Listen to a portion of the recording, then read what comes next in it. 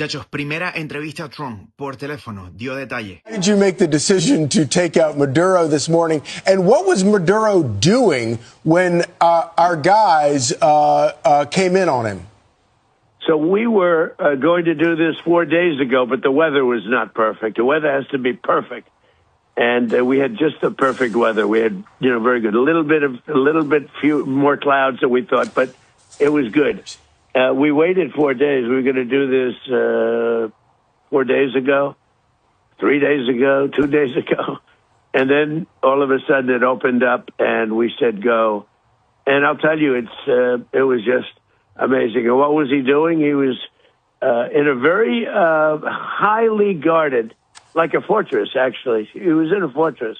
That we had nobody killed was amazing. I think we had nobody killed, I have to say, because a couple of guys were hit, but they came back and they're supposed to be in pretty good shape.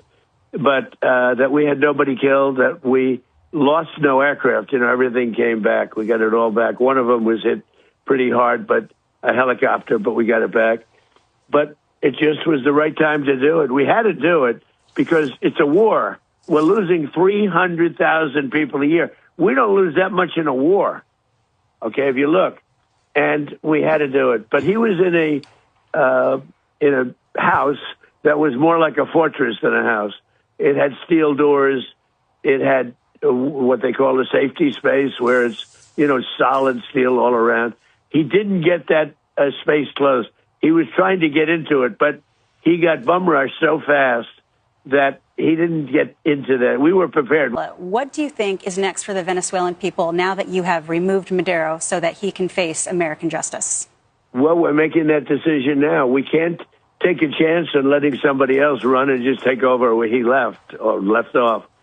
So we're making that decision now. We'll be involved in it very much. And we want to do liberty for the people. We want to, have a great relationship. I think the people of Venezuela are very, very happy because they love the United States. They were run by essentially a dictatorship or worse. It couldn't have been worse. That's why, he wanted to negotiate at the end, and I didn't want to negotiate. I said, nope, we got to do it. He was trying to negotiate at the end. You probably saw that. And trying hard to make a deal. And I said, this could have been a very foolish thing if it didn't work out. But I said, nope, we can't do it. What he did with drugs was bad. What he did with a lot of other things was bad. But what he did was sending hundreds of thousands of Tren de Aragua and drug dealers. And they emptied out their jails into our country. Wow, ¿escucharon eso? ¿Será que estoy soñando? Mierda.